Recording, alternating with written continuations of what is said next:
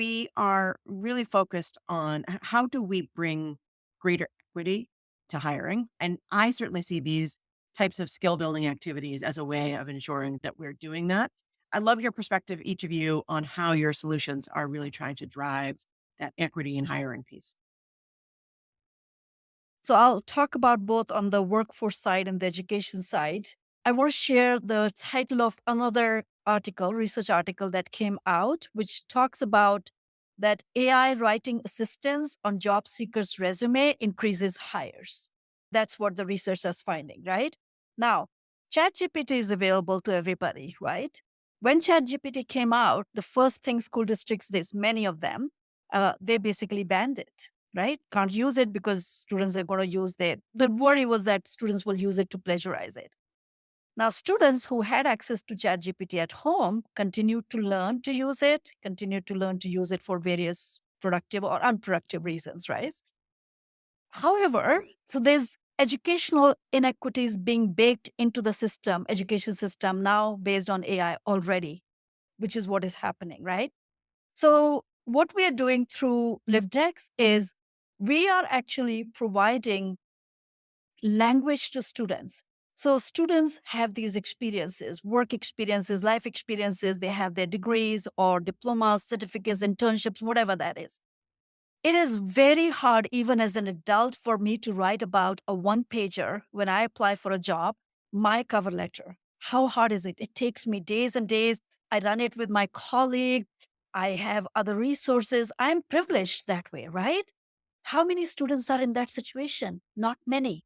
A lot of students don't have that privilege. Courtney talked about we have kids whose parents may be working, different jobs. They're not being able to support them. We have first generation students who don't have their parents who can support them through from college to workforce.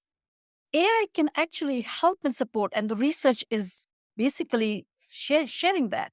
If we can create these tools that enable students to come use AI in positive ways, then we can actually elevate and decrease the inequities, especially using AI in certain aspects of our educational offering. So that's the workforce side. So that's what we try to do. We are letting these students come to the platform and create their profiles, create the job profile, whatever that is. We're trying to make it as customizable as possible. On the education side, think about many colleges have now have banned essays because students who had ChatGPT or access to private consultants to write these essays, they hired people, right?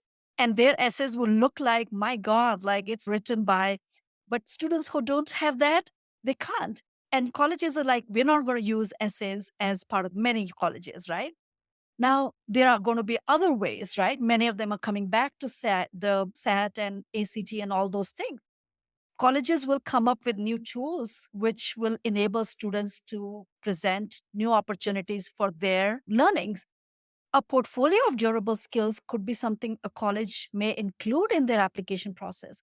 How will students document that, right?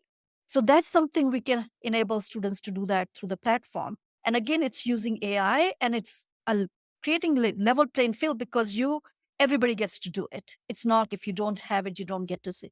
So that's the way we're thinking about equity in terms of making sure the systems and the tools work for all students, and it creates that learning opportunity that is not dependent on the zip code where they were born.